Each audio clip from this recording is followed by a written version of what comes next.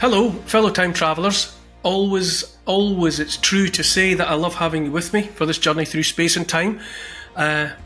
Onwards, ever onwards, towards yet another stop on my love letter to the world. Today's love letter is about power politics, isn't it always?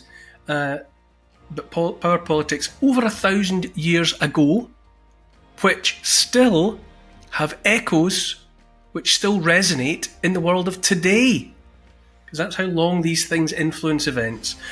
Before we get started on today's episode though, let me tell you about my patreon.com site. I need you to go there and show practical support for this series. If you join, you get early access to all the new content, you get exclusive access to question and answers, a session of which I'm just about to record with Paul, competitions, chit-chat, banter, the works. It's a great site, I'd love to see you there. Okay, time to strap into the time machine for a bumpy ride towards the next stop in my love letter to the world. Cue the music.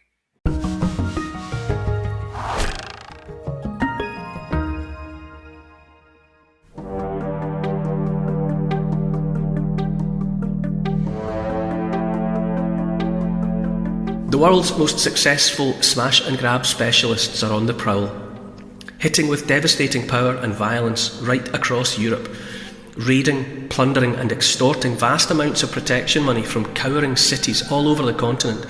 Exhausted financially and physically, the Kingdom of West Francia strikes a deal. In exchange for converting to Christianity, taking a bride and promising to fight off any future invasions, the King of West Francia hands over a vast swathe of land to the Viking hardmen.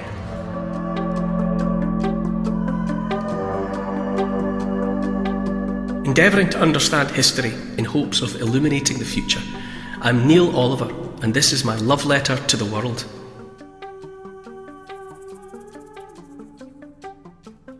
Hi Neil. In the last episode we saw the Vikings' great heathen army sweep across the long island of Britain before being halted in their tracks. Which moment in history are we heading to this week? Morning, Paul. Well, there's no getting away from the Scandinavian strongmen in the 10th century, that's for sure. Not only have they been battering Britain, they've also been flexing their muscles all over Europe as well. Paris is constantly besieged and brought to its knees until finally King Charles III of West Francia decides enough is enough. He needs a solution. The year is 911 AD and we're travelling to north central France for a meeting which will have profound implications for future generations. We're in Saint-Clair-sur-Epte as King Charles sits down with Rollo, the leader of the Northmen.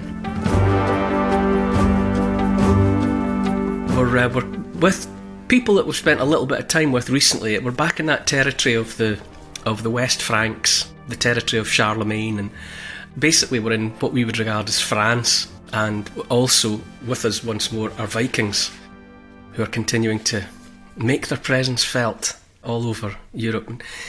Specifically, we're dealing with a king of West Francia called, he's Charles III, but because there were a lot of Charleses, they often had nicknames, and this guy was known in his lifetime as Charles the Simple, which tends to make us think that maybe he was a little bit slow of thought. But on the contrary, in the context in which he grew up, the epithet of simple meant that he was straight talking and straightforward.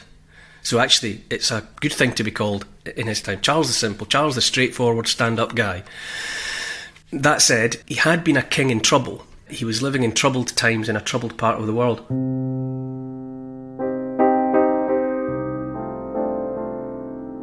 By the first decade of the 10th century, it's 9/11 in fact, that's an easy number to remember, isn't it, in our 21st century consciousness.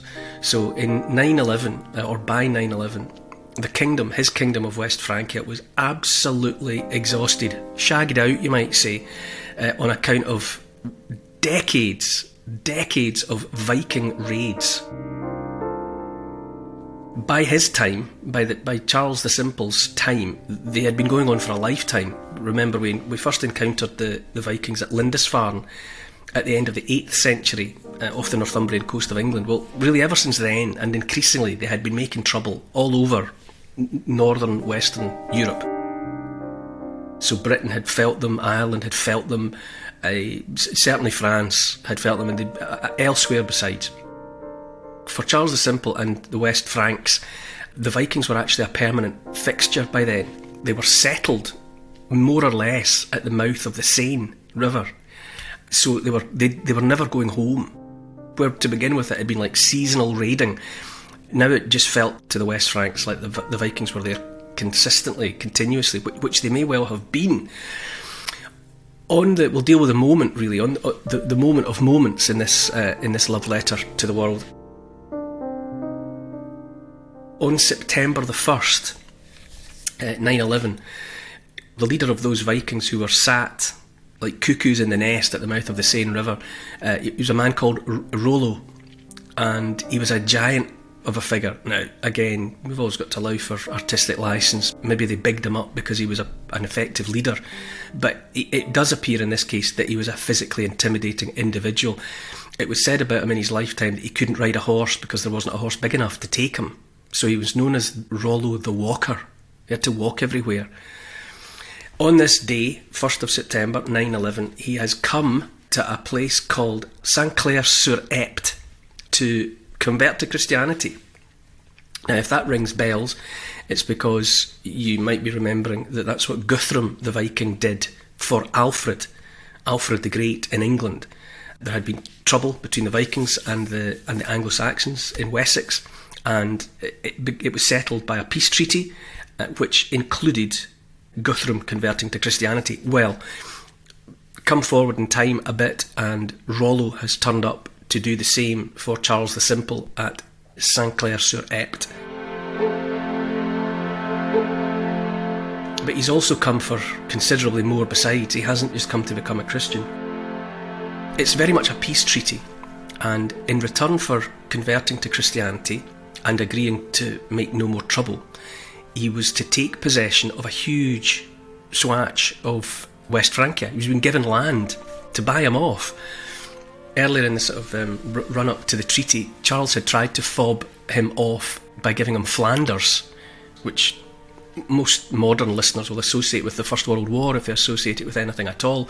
And Rollo quite accurately had declined the offer of Flanders because he had taken one look at it and had seen it for what it was, which is to say a bit of a morass, undrained, soggy, wet mess. And the Vikings were fundamentally farmers, and they needed land. If they were going to take land and settle it, it needed to be somewhere they could grow crops and keep animals. So he knocked back the offer of Flanders, and instead Charles offered him a portion of land stretching from the English Channel in the north-west all the way to the banks of the River Seine. Some of the most fertile land in all of West Francia, as it turned out. This was to become in time the Duchy of Normandy. And Normandy literally means the land of the Northmen, the Vikings. So in the name itself, it's telling the story of what happened to that territory. It was given away to the Northmen. He was also given the hand in marriage of Gisela, Charles's daughter, a bride. So there's a bride as well thrown into the deal. So it was a sweet deal for Rollo. He was getting a huge territory of excellent farmland and a wife. If you remember from the Guthrum story, there was a bit of obeisance required. There was a bit of submitting, literally but mostly metaphorically, one to the other.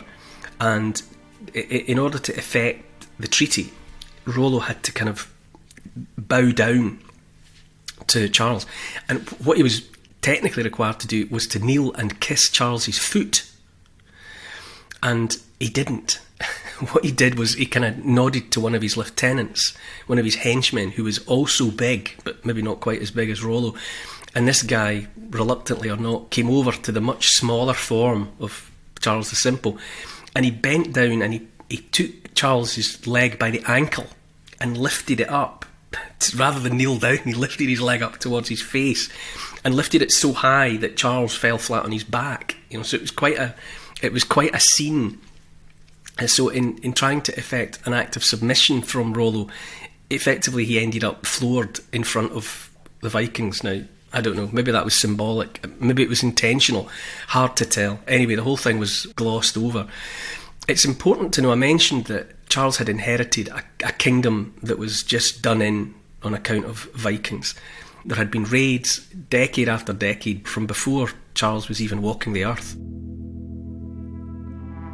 There were reasons for that. The presence of the Loire and the Seine rivers meant that the Vikings, who depended on their boats, could get right in, they could penetrate France. It was the same thing that the Swedish Vikings did in the land that became Russia. They crossed the Baltic and went in through the rivers. It was a very effective technique for them. So that part of Western France was very vulnerable to them, and Paris was an easy target. The Vikings quickly identified Paris as somewhere wealthy, so they came again and again and again. And in fact, in 845, that's how long before Charles, in 845 AD, Reginerus the Viking, who may actually, interestingly, may have inspired the legendary figure Ragnar Lothbrok, or Lodbrok. His nickname, Lothbrok, meant hairy trousers, hairy breeches, which apparently were actually fur trousers made for him by his wife. And we've talked about the great heathen army, the Mickle heathen Here. When they came, that was apparently, in part, revenge by Ragnar's sons. That the Mickle heathen Here, the great heathen army, was led by two of Ragnar's own sons who had come to take revenge on the Anglo-Saxon king Aila, who had killed Ragnar by, according to the story, casting him into a pit full of snakes. Now, given that must have happened in England, it's hard to imagine where he could have got his hands on enough venomous snakes, but nonetheless, that's the story. But the same figure, Reginerus, in 845, had laid siege to Paris. And the king at the time, who was another Charles, this time Charles the Bald, let's imagine that simply describes a man with less hair on his head than most, Charles the Bald had to buy Reginerus off with £7,000 weight, £7,000 in weight of gold and silver. To imagine what a pile of booty that was. That's what had been going on for decades. The West Franks and others, the same in England, the attempt was made again and again and again to buy these people off with blood money. Just bribe them to leave you alone. And of course, as any right-thinking person would realise, they would just take the money and then a little while later they'd come back and demand more. So it's like protection then? They are. They're basically demanding protection money. Give us gold and silver and we won't hurt you. But they keep on asking for more and more gold and silver. They're obviously such a powerful force over such a long period of time as well. It does make you speculate about exactly what was going on, because they're far from home and there are limits to how many men they can bring. I mean, they're not even coming from particularly populous countries. Norway, Sweden and Denmark in the 8th, 9th, 10th centuries, you're not dealing with huge populations. It has been speculated that the Vikings were on the move in those centuries because the available farming land was under pressure. There wasn't enough land to go round. But then there never was much arable land. Certainly in places like Norway, you can imagine, given the terrain. So it does make you speculate about just how intimidating the Vikings must have been, and also the extent to which, at that time perhaps, we've dealt with the fact that Charlemagne was quite something, but that his descendants weren't, that they were lesser figures. And it may have been for want of backbone, to some extent. Let's remember that Charlemagne's ancestor, Charles Martel, turned back the Muslim army at Tours in 732. And again, Charles Martel, who would produce Charlemagne, men of will, men of backbone, and that seems to have made all the difference. So maybe we're looking at a failure of confidence.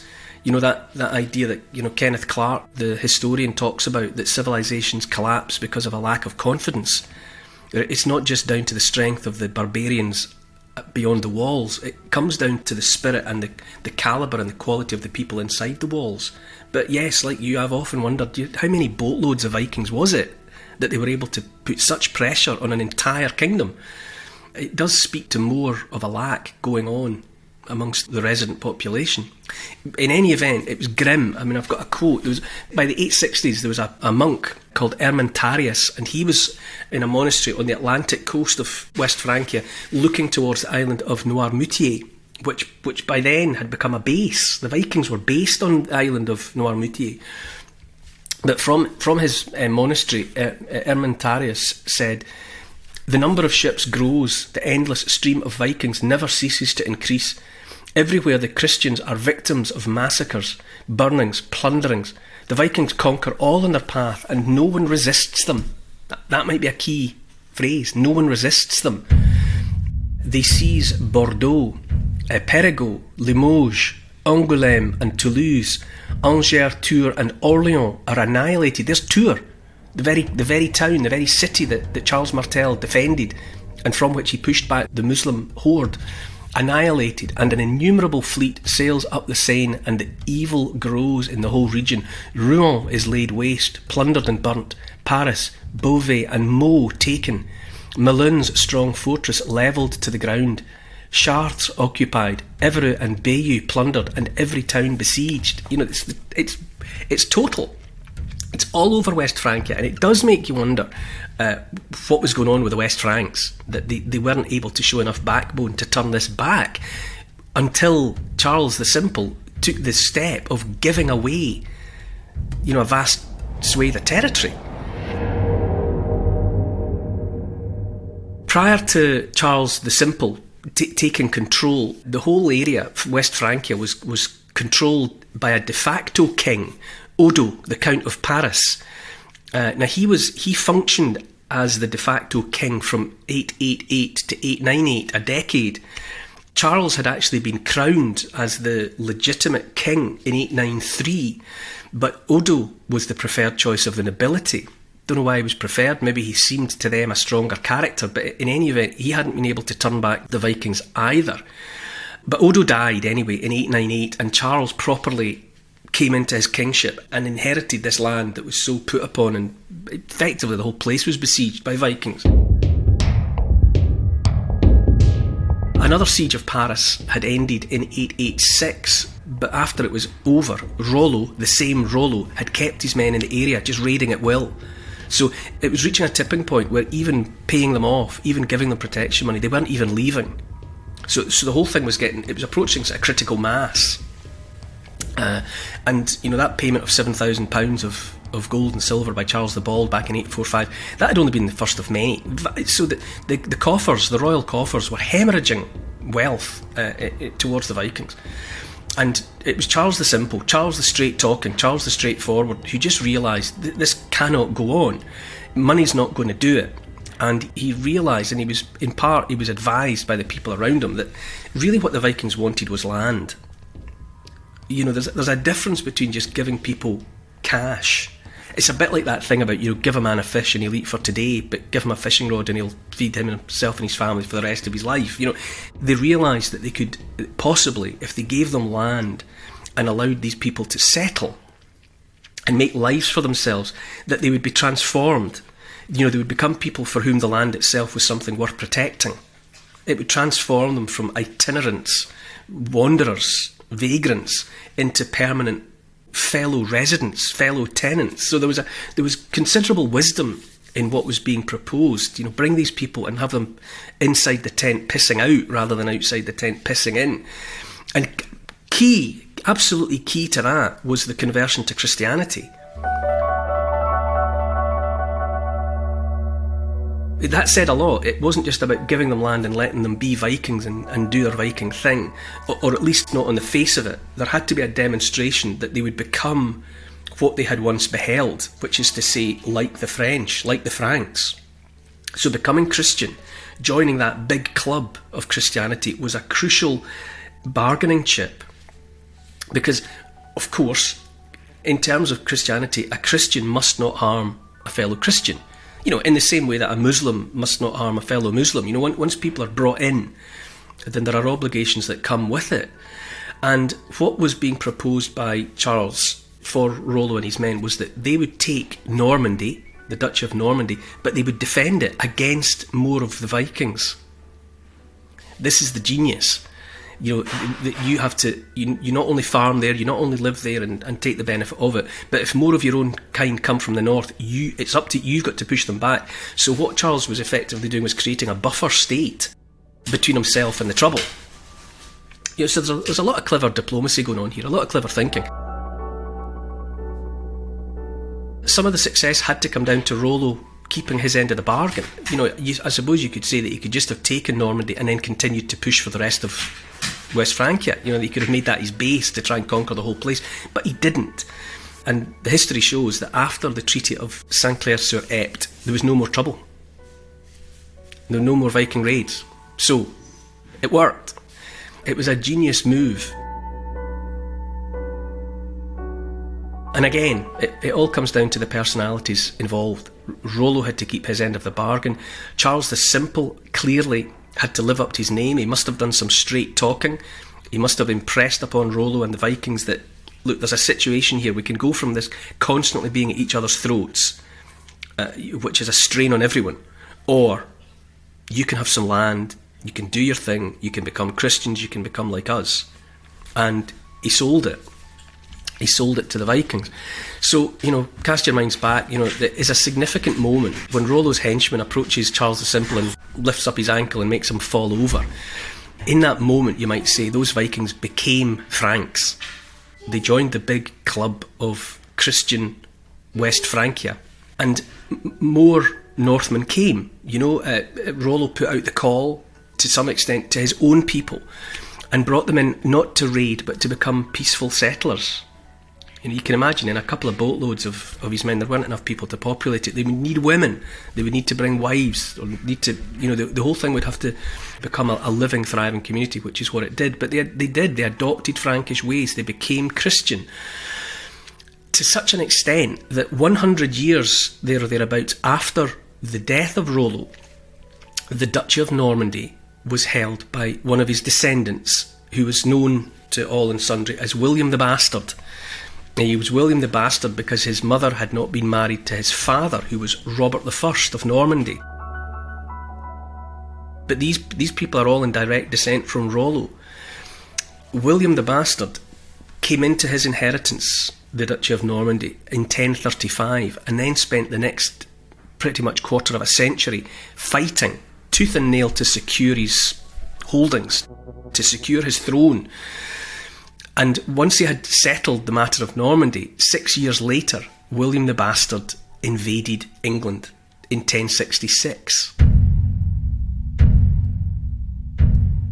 So, the last laugh, really, on behalf of every Viking before William the Bastard. You might as well think of William the Bastard as being a wolf in sheep's clothing, or a Viking under the skin.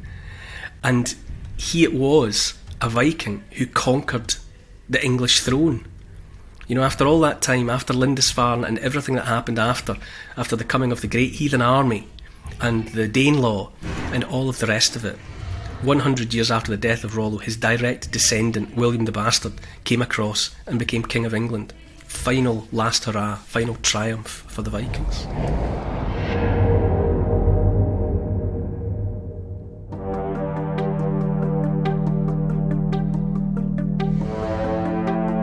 Beneath a towering ornate dome walk rough souls raised in hard places.